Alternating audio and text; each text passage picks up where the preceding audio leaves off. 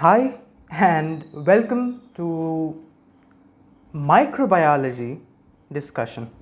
So today we'll be talking about a topic of microbiology, and that is, as you can already see, Staphylococcus. So as we all know, obviously microbiology is the study of all these different bacteria, viruses, parasites and any other microorganism. So obviously we are under systemic bacteriology and we are studying the Staphylococcus bacteria in a little bit details, so that later when we will go down to a systemic approach of studying the actual diseases themselves, we will be having a pretty good idea as to when we'll be studying the staphylococcal infections under there, right? So this will be just a very general overview of Staphylococcus infections and Staphylococcus as a bacteria itself, its morphology and the different aspects related to it, right? So yeah, let's get started.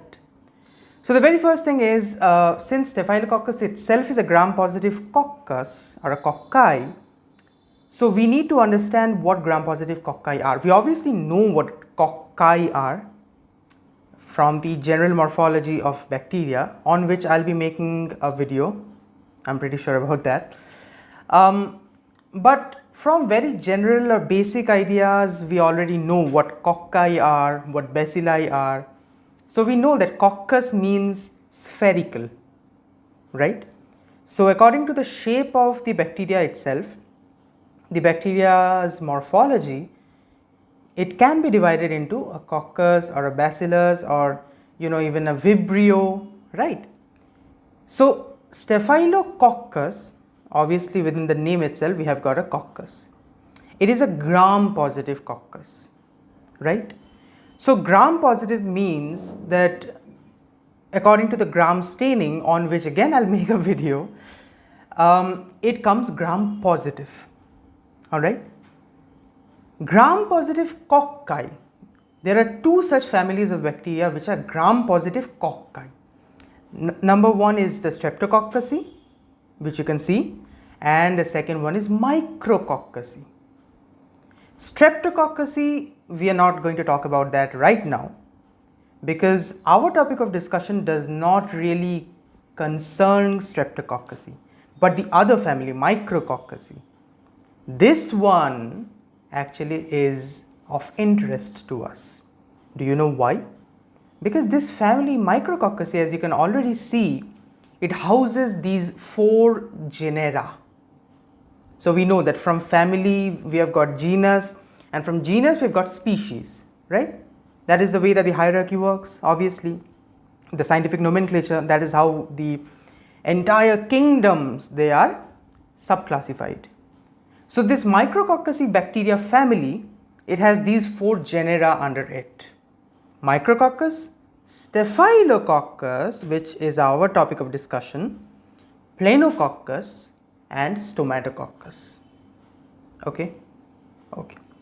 Now another thing which is written over here, it's a pretty interesting fact actually. That is, there is a test called the catalase test, which is actually used to distinguish these two families, the Micrococcus and the Streptococcus. So again, catalase test itself, we'll talk about it when we'll talk about the lab diagnosis, or when we'll talk about the laboratory features of bacteria under general bacteriology. But here we are studying about very specifically the bacteria itself, so we won't be going into the catalase test as of now. Only what you need to understand right now, if you don't already know what the catalase test is that Micrococcus family is catalase positive and the Streptococcus family is catalase negative. So this is how we actually distinguish Staphylococcus from Streptococcus, which are very, very important pathogenic bacteria as far as humans are concerned. Okay. Now, after getting a brief introduction to gram-positive bacteria or gram-positive cocci, let's get some basic stuff about the Staphylococcus itself, which is our topic of discussion, as I've already mentioned. So obviously, since the word has, the name itself has caucus, so it is arranged in clusters. According to the general bacteriological morphology, clusters or spherical, that is what caucus means, right? So these cocci, the staphylococci, they are arranged in clusters, okay, and so they have kind of a grapefruit like cluster arrangement, if that makes sense. Just like grapefruits, they kind of form clusters, right? So just like that, staphylococcus also, it is arranged in clusters. It shows a very interesting thing, which is the oxidative pattern in oxidative fermentative test. Again, this is something that we will be talking about in the general bacteriology section. All right, we have just jotted down the points here and we're just going through them. All right, it shows an oxidative pattern in the oxidative fermentative test. And now, see, I was mentioning, if you really don't have an idea as of now what staphylococcus is, only staphylococcus, nothing else after that. Only staphylococcus means that you're talking about the genus Staphylococcus.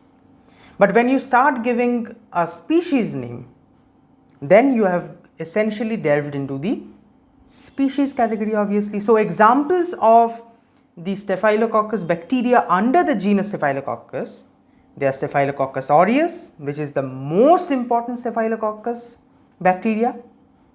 We have got Staphylococcus epidermidis, we have got Staphylococcus hemolyticus, we have got Staphylococcus saprophyticus. These are just a few examples. This obviously does not mean that these are the only ones. These are just a few examples. In microbiology, in the ever-growing world of bacteriology, there is nothing called only this much. That is something that I have come to realize over these 1 or 2 months that I have been studying this subject. So anyways, as I was mentioning, Staphylococcus aureus for the most part will be our topic of discussion. So although we are talking about Staphylococcus, but a little more specifically we will be talking about Staphylococcus aureus. Why? What's the reason for that? That's the next point, which you can see already. Staphylococcus aureus is the most pathogenic Staphylococcus. So almost all staphylococcal infections, almost all those nosocomial infections which are staphylococcal in origin, for the most part you can be sure that they are caused by some strain of the Staphylococcus aureus, as it is the most pathogenic for, as far as the humans are concerned at least, and humans are our points of interest. Now, there is a very interesting thing again. Remember what I had mentioned just a little earlier? Staphylococcus, or rather let me get this straight, Micrococci, which is the family under which Staphylococcus lies, Micrococci, that family is differentiated, that family is distinguished from its counterpart, which is the Streptococci family, by a test. That test was catalase test. Micrococci gave catalase positive, whereas Streptococci was catalase negative. Now, within Micrococci, we have got Staphylococcus as a genus. Within Staphylococcus, how do we differentiate in between the bacteria or in between the species? That we differentiate by a test which we will study in this discussion of ours later, known as the coagulase test. Coagulase test is a very important test because coagulase test is how you will confirm whether a Staphylococcus bacteria, whether it is Staphylococcus aureus or whether it belongs to some other staphylococcal species. Interestingly enough, Staphylococcus aureus is coagulase positive, and the rest of the Staphylococcus species like epidermidis, saprophyticus, hemolyticus, these are negative negative coagulase, not catalase. Do not get confused between catalase test and coagulase test. This is the coagulase test that we are talking about. The staphylococcal species which are coagulase negative, they are abbreviated as cons, C-O-N-S, and the cons stands for coagulase negative Staphylococcus. So, the moment that you are starting to group something, the moment that you have started to group something, under a name, that very same moment you must realize that there is some deeper ulterior motive behind this. And that ulterior motive is that cons or coagulase negative Staphylococcus, these staphylococcal species, they show some common characteristics. Not only are they coagulase negative, they also show some, that's a tongue twister by the way, they also show some common characteristics which we'll talk about at the very end of this chapter's discussion. So definitely not in this very video, but in a later video we'll talk about cons or coagulase negative Staphylococcus. But one common thing that you can very easily appreciate for cons is that cons are rarely pathogenic to man, and that is why Staphylococcus aureus is so important, because it is the most pathogenic, it is highly pathogenic. However, even among the cons, even among the coagulase negative Staphylococcus, the Staphylococcus epidermidis is most pathogenic. So even among the cons, you might say that epidermidis is even among the cons, epidermidis is the most virulent, the most pathogenic. So now that we have got a kind of an idea of what Staphylococcus is itself and what are some of the species under Staphylococcus and how important Staphylococcus aureus is as far as virulence or pathogenicity goes, let's kind of delve into why Staphylococcus aureus is so virulent. So Staphylococcus aureus, as I've already mentioned, is the most virulent Staphylococcus. Okay, and there are a few points about it, as you can already kind of say. It is catalase positive because it belongs to Micrococcaceae family. It is coagulase positive because, well, Staphylococcus aureus gives coagulase positive test, which is a very important characteristic point distinguishing it from the cons. Now some other basic morphological features of Staphylococcus aureus go somewhat like this. They are non-motile, non-sporing, obviously gram-positive, facultative anaerobe, occasionally capsulated. Now I know these are a lot of points, and what these things mean individually. What do you mean by non-motile? Obviously you can get what you mean by non-motile, but what does the motility of a bacteria confer? How is a bacteria motile? What are spores? What is this gram staining? Facultative anaerobe, what does that mean? And all of that is dealt with in general bacteriology, which again will be very soon making a video on. Okay. So these are some points, and let me tell you something. Every bacteria that we study has this list, this very list: non-motile, non-sporing, gram-positive, facultative anaerobe, occasionally capsulated. Every bacteria has a variant of this. For every bacteria, when you will be talking about the morphology of that bacteria, you will have to mention, you will have to comment on its motility, its spore nature, its gram test result, its respiration, facultative, aerobe, anaerobe, obligatory, and its capsule condition. All right. As obviously, coupled with that is the fact that Staphylococcus aureus, they are spherical clusters arranged in grape-like clusters, which I just mentioned a little time ago.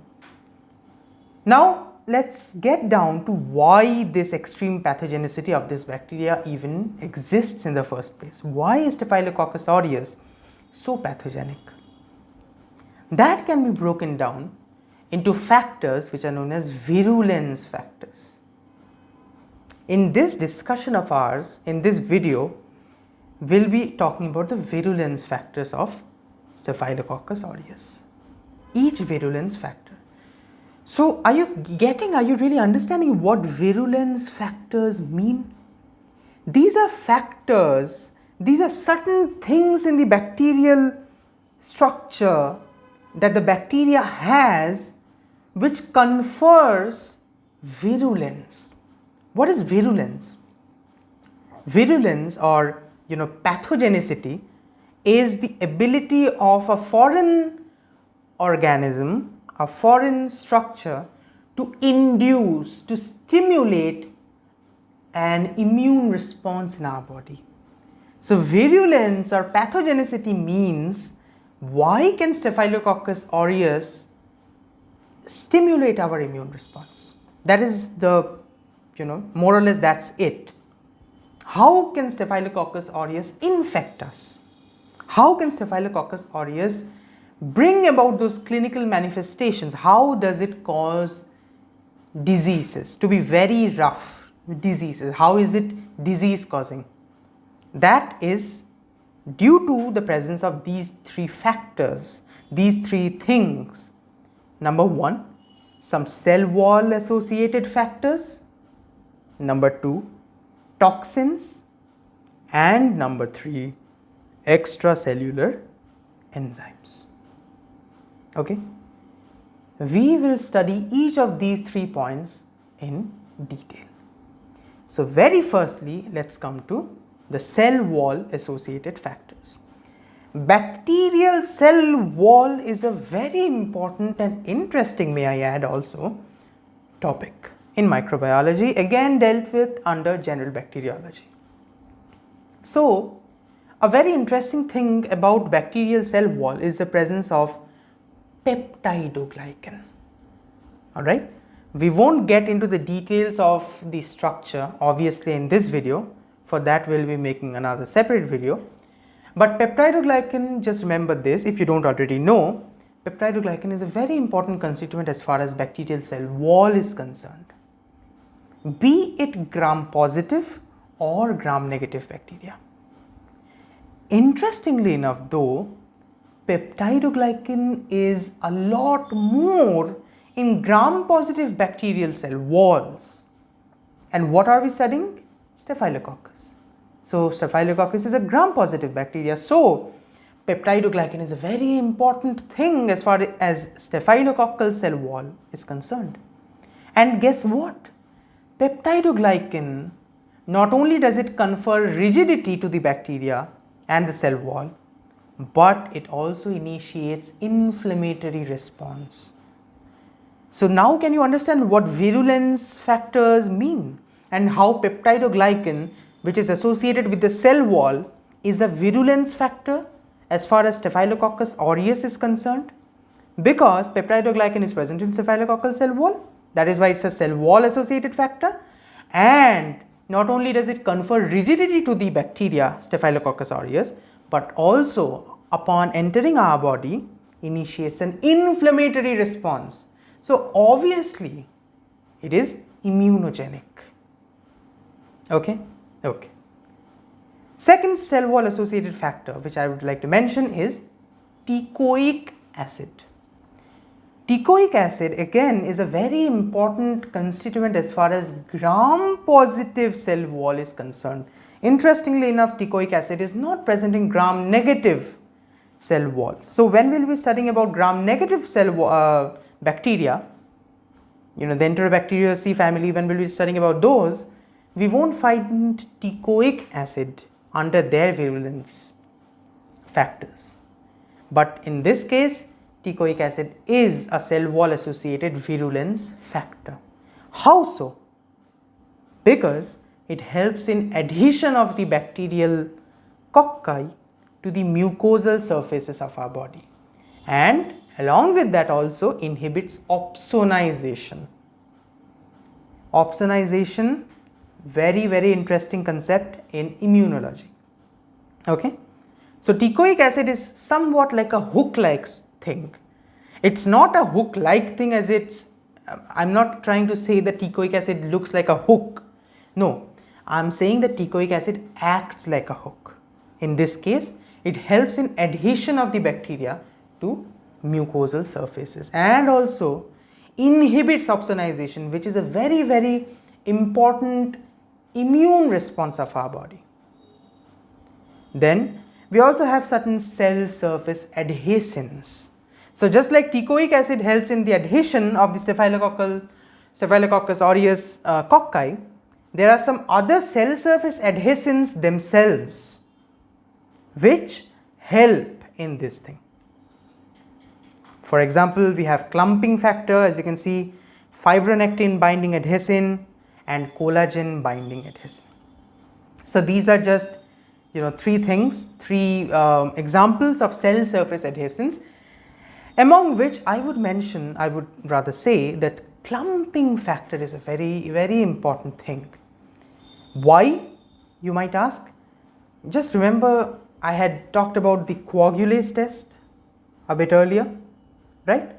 So this clumping factor, this will be actually relevant when we'll talk about the coagulase test. Okay, but for now, let's move on.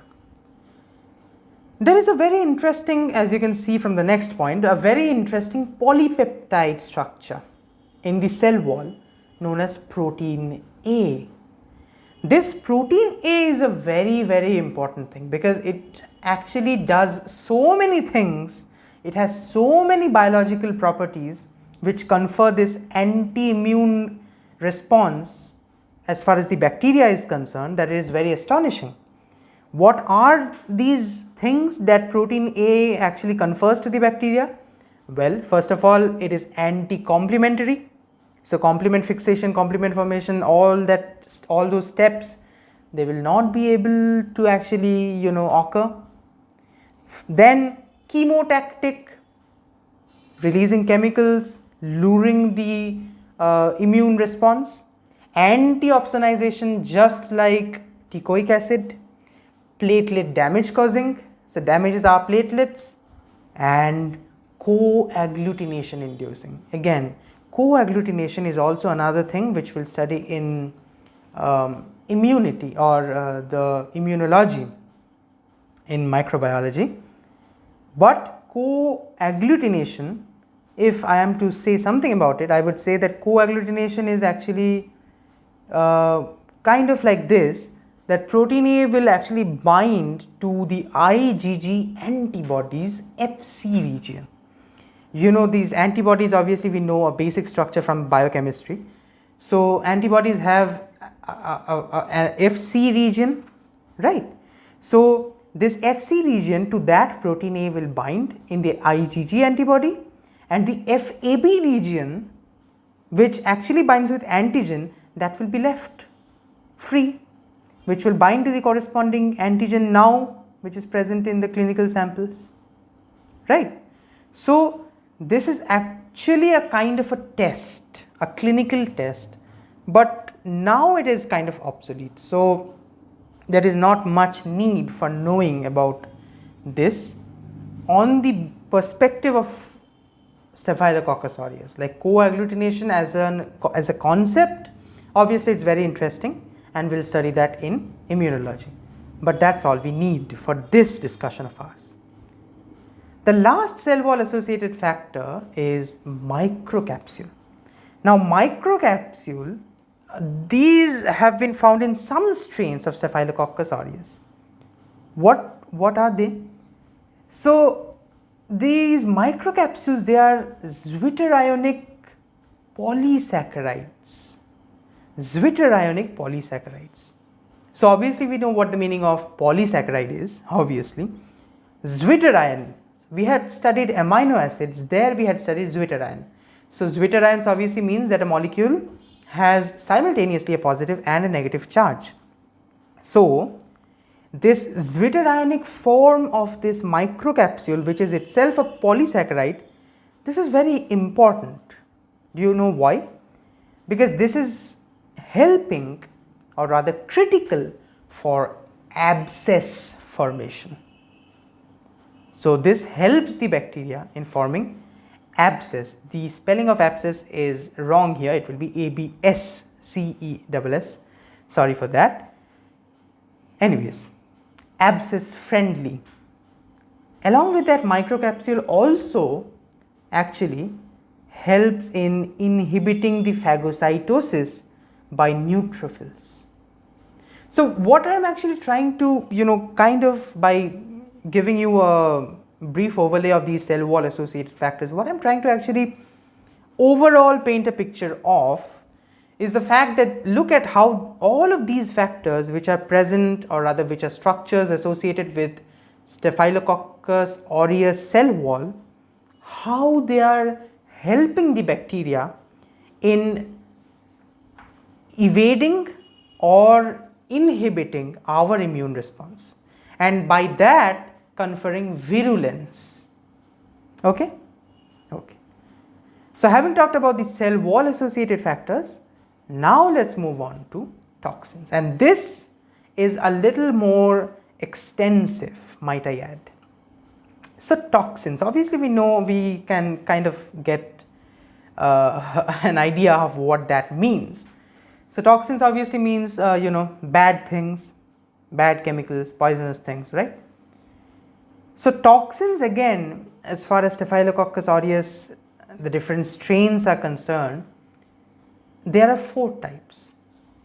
Number 1, they are the membrane active toxins. What does that mean?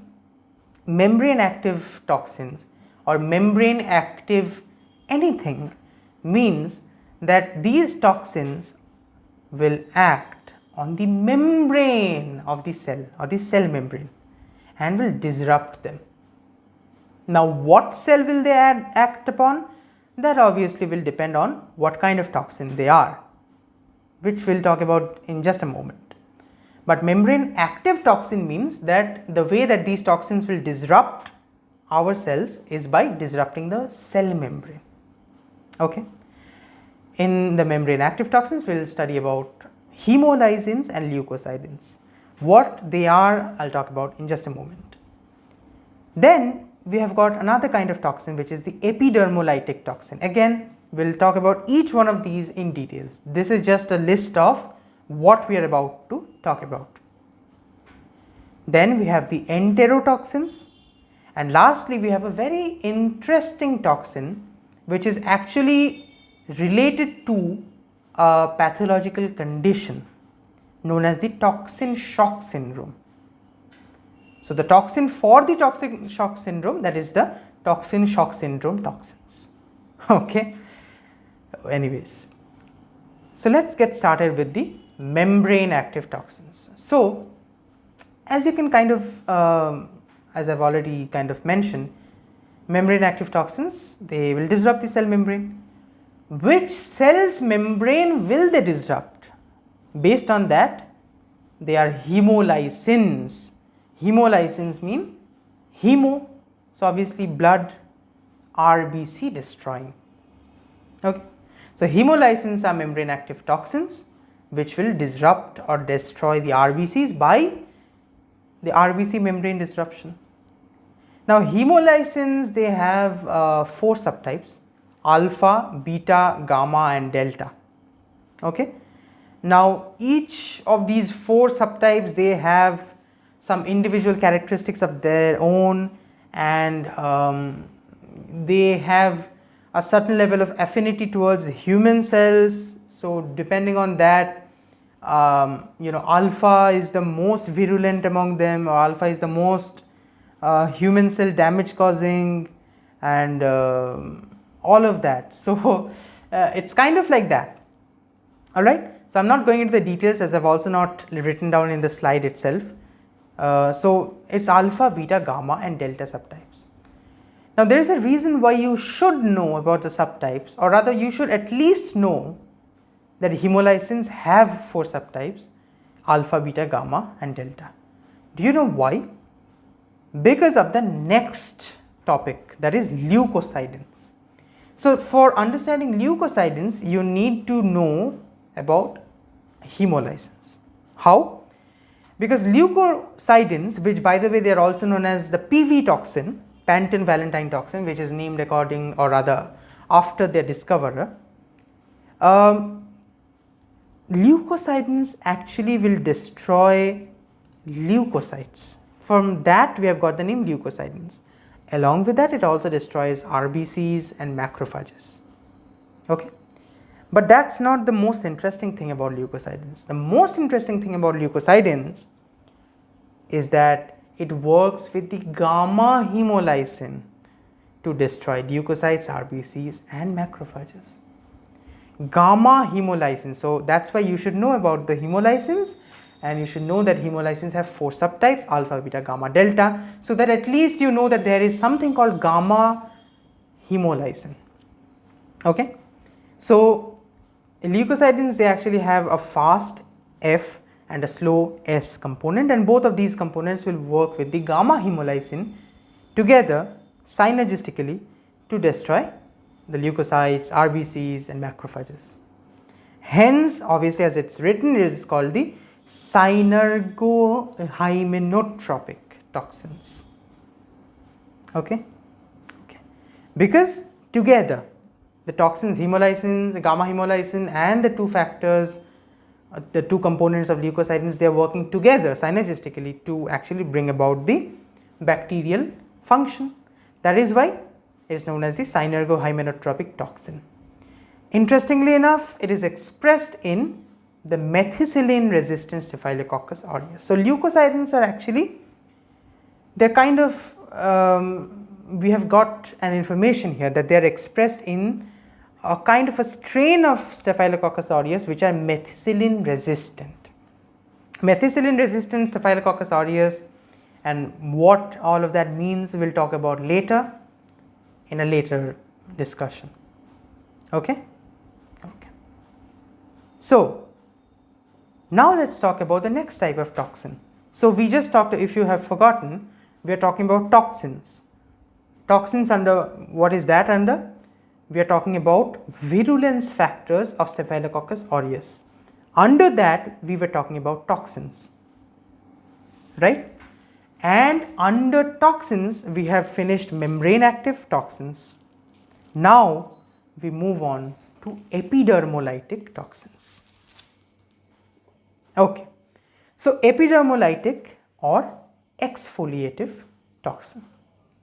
Okay, so as you can kind of say from the name itself, epidermo, so it must have something to do with epidermis, that is the skin. And yeah, exactly, you're very correct. Epidermolytic or exfoliative toxins, they have everything to do with Staphylococcus infections as far as the skin is concerned. So later when we will talk about the clinical manifestations or the clinical spectrum of the Staphylococcus infections, a very large part of that we will see how Staphylococcus actually infects the skin and the different connective tissues. So epidermolytic toxins are a very important, you might say, weapon for that. Now they are produced by strains from Staphylococcus aureus bacteriophage group 2. Again, what this means we'll talk about later when we'll talk about the typing or the subtyping of Staphylococcus aureus on the basis of bacteriophages. But for now, just know this, that Staphylococcus aureus bacteriophage group 2, the strains from this group will actually produce the epidermolytic toxins. The most interesting information about epidermolytic toxins is the condition that they cause, and that is SSSS, 4S, staphylococcal scalded skin syndrome. Staphylococcal scalded skin syndrome. What is this? Obviously it has got something to do with skin, as we are talking about epidermolytic toxin, and as we have already mentioned skin in the name itself. So the first point about this SSSS is that it is often found in children and newborns.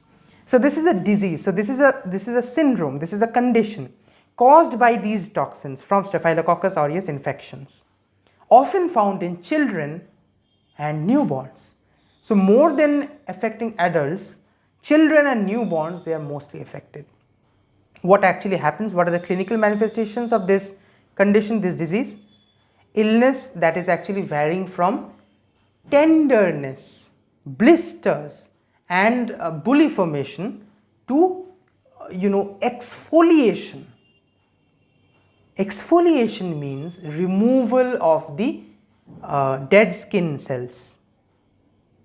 Okay, removal of the skin's upper layer, outer layers, dead cells and outer epidermis from the underlying skin layer.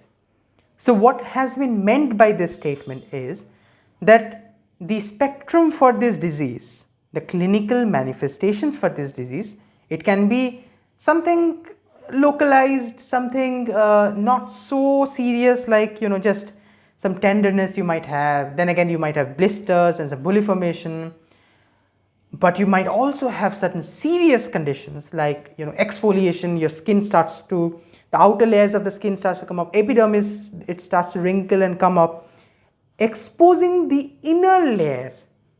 This underlying skin layer, after you remove the epidermis, this is often found in many diseases, many rashes. This underlying skin layer beyond the epidermis, behind or under the epidermis, this is exposed. And this layer of skin which is exposed, which is actually below the epidermis, this is called the Nikolsky's sign. If you search up Nikolsky's sign on the Google, you will easily understand what I am talking about. You have definitely seen it in a picture. So it is what happens when the epidermis is peeled off. So this is definitely not a very good thing, right? Again, extreme forms of this epidermolytic toxin causing SSSS, which is found in newborns, this is called Ritter's syndrome. Okay, so as I was saying, the clinical manifestations of this syndrome, it is, see how it is completely related to skin. We have talked about only the skin, but if it is extreme, then it will actually not just be of the skin itself, but it is something called Ritter's syndrome found in newborns, and it actually kind of transcends to irritability, lethargy, fever along with skin problems. Okay, that is called Ritter's syndrome in newborns. Mucous membranes is often spared in this disease. So something that is you can already kind of check is that the skin is being affected, the outer layers are affected, but the mucous membranes, the inner linings of the body, they are kind of spared. So that's a good thing at least. Now, the next toxin that we talk about is the enterotoxin. Enteric means it has something to do with the GI tract, and yes, absolutely correct. So just like epidermolytic toxin, epidermis, skin, it has something to do with the skin. Just like that, enterotoxin has something to do with the GI tract. A little more specifically, it causes food poisoning or staphylococcal food poisoning. And interestingly enough, it is actually, this toxin is expressed by more or less 50% of the Staphylococcus aureus strains, which makes Staphylococcus aureus a very important agent for food poisoning then. So Staphylococcus, when we'll talk about its clinical spectrum, what are the diverse array of conditions that Staphylococcus aureus causes? There obviously food poisoning will be a point, right? Right. What really is striking as far as these toxins are concerned, enterotoxins, is that they are pre-formed. They are already formed. So it's not like the bacteria enters, forms the toxin takes time to actually act on these specific cells and forms, or rather leads on to the clinical manifestation. This is skipped because the toxins are already formed. So they act very rapidly, and hence the incubation period for this is only 1 to 6 hours. Very rapid. So where do these toxins work? Obviously that's the next point. The site of action, vagus nerve and vomiting center of the brain. So vagus nerve is a very extensive nerve and it has a lot of innervation as far as the GI tract is concerned. The parasympathetic innervation, a lot of parasympathetic innervation to different peristaltic organs is given by vagus nerve. So obviously vagus nerve, if it is acted upon by the enterotoxins, that is seriously going to cause some problems in the GI tract and in the parasympathetic discharge of the body. Along with that, the vomiting center of the brain is also acted upon. So obviously you can say what will be the result of that, right? Symptoms. What are the symptoms of this of these food poisoning? So obviously vomiting, nausea, diarrhea. Diarrhea will cause hypertension, hypertension will cause, or rather diarrhea will cause dehydration, and due to loss of water that will be a case of hypotension. So all of these are linked, right? The good thing about this is there is no fever. So there isn't any fever associated with the food poisoning or rather staphylococcal food poisoning. Okay. Now, enterotoxins, they are actually again subdivided into some serotypes. Okay, they are subdivided into some serotypes. So there are actually 15 serotypes, not that important, like A to E and G to P. There are 15 serotypes. But what is interesting about this serotypes, or the only two interesting things that I could come up with, is that type A, the A serotype of enterotoxin, is mostly associated with food poisoning. So it is the most common, you might say, to cause of staphylococcal food poisoning. Whereas the F type, the F serotype, although it does not cause food poisoning, but it causes our next point of discussion, the toxic shock syndrome. Okay? The toxic shock syndrome is caused by the F subtype of enterotoxin. So what is this toxic shock syndrome and why are we studying the toxins under toxic shock syndrome? Right? So let me explain kind of. So first of all, you have to understand that toxic shock syndrome is a syndrome. So it is a condition. It is a pathological condition. First things first. Secondly, the toxin responsible for toxic shock syndrome, that is what we are actually studying under this heading. Okay? Okay. Now, toxic shock syndrome toxin is of two subtypes. TSST1, toxic shock syndrome T, toxic shock syndrome toxin 1, and toxic shock syndrome toxin 2. There are two subtypes. What did I just, so I just mentioned that F subtype of the enterotoxin causes toxic shock syndrome. So how does this correlate to that? Well, TSST1 is enterotoxin F. Enterotoxin F is actually the TSST1 for the most part, but sometimes it might also be the enterotoxin B or enterotoxin C. So I said that there are 15 serotypes of enterotoxins, A to E and G to P. Okay. These among the A to E, we have B and C. So B and C, these enterotoxins along with F, they can be TSST1, that is toxic shock syndrome toxin. They can cause toxic shock syndrome. Okay. Now all of these toxic shock syndrome toxins, they belong to Staphylococcus aureus bacteriophage group 1. Remember, I had said that the Staphylococcus aureus bacteriophage group 2, Staphylococcus aureus bacteriophage group 2 I had mentioned that also before. Where I had mentioned that? You can see it over here. The epidermolytic or exfoliative toxin. So epidermolytic toxins, they always are produced by Staphylococcus aureus bacteriophage group 2, whereas toxic shock syndrome toxin TSST1 and TSST2, they are produced by Staphylococcus aureus bacteriophage group 1. Okay, this bacteriophage group 1, bacteriophage group 2, this is actually a way of typing or subtyping Staphylococcus aureus according to their reaction to some bacteriophage strains rather, not stain, strains. So we'll talk about that later. Okay.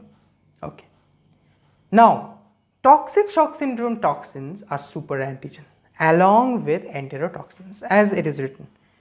So what does superantigen mean? Superantigen is again a concept of immunology in microbiology.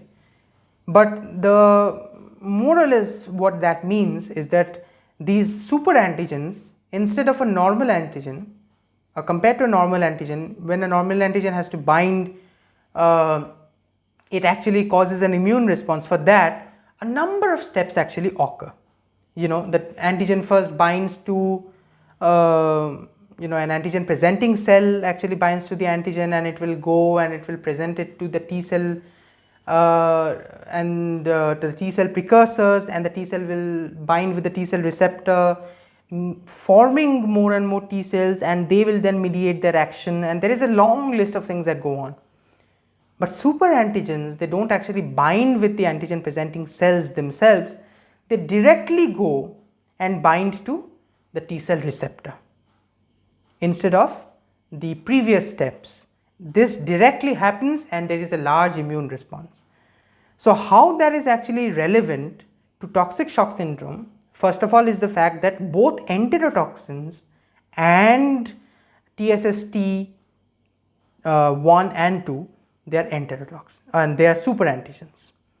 Now, when we study about toxic shock syndrome itself, we'll come to know how that superantigenic property is kind of leading to toxic shock syndrome. So what is toxic shock syndrome? First, it was a condition which was initially reported in women who used to use highly absorbent vaginal tampons in menstruation, as it's written. So what actually used to happen, although this was initially, but later on it was found that no, it's not only women who actually use that, but there are men also and non-menstruating women also who get the toxic shock syndrome. So what is actually happening? That is the pathogenesis part. What's actually happening is, in case of if we use the example of the vaginal tampons, the TSST1, that is actually entering into the blood circulation, or that is actually entering into the body by those vaginal tampons. Okay? After getting into the circulation, as I had just mentioned, they are superantigens. They will directly bind to the T cell receptor. A little bit more precisely, the V beta region. What is this region and all of that? Immunology. V beta region of the T cell receptor, stimulating them very strongly and non-specifically. Obviously, this is a non-specific triggering. You're not supposed to trigger that. You're not supposed to bind. You are not specific for that receptor. Receptor ligand, very specific relationship, obviously, but in this case a very non-specific thing comes and binds.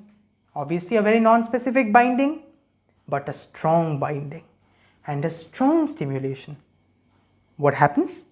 Excess cytokines are released, which often lead to a fatal multi-system problem. That is why, or rather that is how toxic shock syndrome actually manifests itself. This is the pathogenesis. Okay. Now, what exactly does the toxic shock syndrome look like as far as the patients are concerned? That is the clinical correlates, the clinical features, the clinical manifestations. What will I look in a patient suffering from toxic shock syndrome? Fever, then we'll have vomiting, diarrhea, all that food poisoning stuff, because see, toxic shock syndrome is a multi-system kind of deal, right? So intestines, the GI tract, your liver, everything is affected, everything is associated with this syndrome. So there will be a lot of varying clinical manifestations. So you'll have fever, hypertension, then again dehydration will start, vomiting, diarrhea, confusion, and since there is excess release of cytokines, so what will that do? That will actually lead to hyperemia, or rather conjunctival hyperemia, that is excess blood flow to the conjunctiva, so reddening of that region. Myalgia, myalgia is muscle pain will start. Again, this is only exemplifying how diverse the effects are. And erythematous rashes. Erythematous rashes means, erytho means erythos, red, so it must have something to do with blood. So the rashes or the redness which is caused due to excessive blood flow, due to that the rashes which are formed due to irritability of the blood vessels in that region, that is erythematous rashes. These rashes will desquamate later, they will be shed off, peeled off later. Okay, so these are more or less the clinical features of toxic shock syndrome. Okay, okay. Now, having finished the toxins, if I am to return, these were the virulence factors. We talked about cell wall associated factors, we talked about toxins. Now finally let's talk about the extracellular enzymes.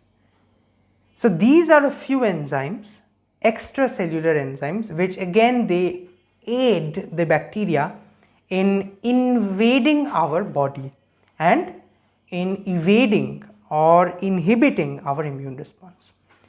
The first enzyme, as you can see, is the coagulase enzyme. Very important, as I had already mentioned before. So this enzyme is a unique enzyme for the Staphylococcus aureus, and this is the basis for the coagulase test. The coagulase test will describe that later in the next discussion. Actually, in the next video we'll talk about the coagulase test in the lab diagnosis of Staphylococcus aureus. But coagulase as an enzyme is very important because it brings about the clotting or the coagulation of the plasma. So again, that is leading to, or rather that is contributing to, virulence. Obviously not good for us, right? And obviously it is also the basis for the tube coagulase test, differentiating Staphylococcus aureus from the cons, which is coagulase negative Staphylococcus. We have talked a bit about that, but we'll talk about it in a lot more details later. What are some other extracellular enzymes other than coagulase which are kind of important? Well, obviously we have heat stable thermonuclease and DNase, which by the way, these two enzymes, they are Staphylococcus aureus unique. So Staphylococcus aureus seems to be the only Staphylococcus bacteria which has these extracellular enzymes, the heat stable thermonuclease and DNase. Other than that, we also have got staphylokinase or fibrinolysin. What this will do is, as you can tell from the name, fibrinolysin, it will lyse the fibrin cross polymers. It will lyse them. So it will actually lead to dissolution of the clot itself. Okay. And why does it do so? To actually facilitate the spread of the infection. Okay. Then we obviously have hyaluronidase. Hyaluronidase is something that we have already we should know. We have a basic idea of hyaluronidase. It's a very important enzyme because it breaks down the connective tissue, the hyaluronic acid, sorry, not hyaluronic acid, hyaluronic acid. Since that actually is a very basic or a very interesting constituent of the basement membrane matter of our connective tissues. So the hyaluronidase will actually break down that connective tissue network. So in that way it will help the bacteria in invading the tissues, right? And finally we have phospholipases and lipases, which will break down the different lipids in our body. In this way, these extracellular enzymes will help Staphylococcus aureus in invading our body, evading our immune response or inhibiting our immune response, and stimulating an immune response, an immunologic response, thus being virulent. So these are more or less the factors which contribute to the virulence of Staphylococcus aureus. With this, we come to an end of this discussion, at least, because I reckon it will be too large if we keep continuing. But in the next discussion of ours, we'll talk about the rest of the Staphylococcus bacteria topics, being pathogenesis of their infections, the clinical spectrum of staphylococcal infections, their lab diagnosis, and we'll talk about a little bit the coagulase negative staphylococcus. Okay, so thank you very much. I hope this you find this useful. I really do hope so. Thank you very much, and yeah, see you later.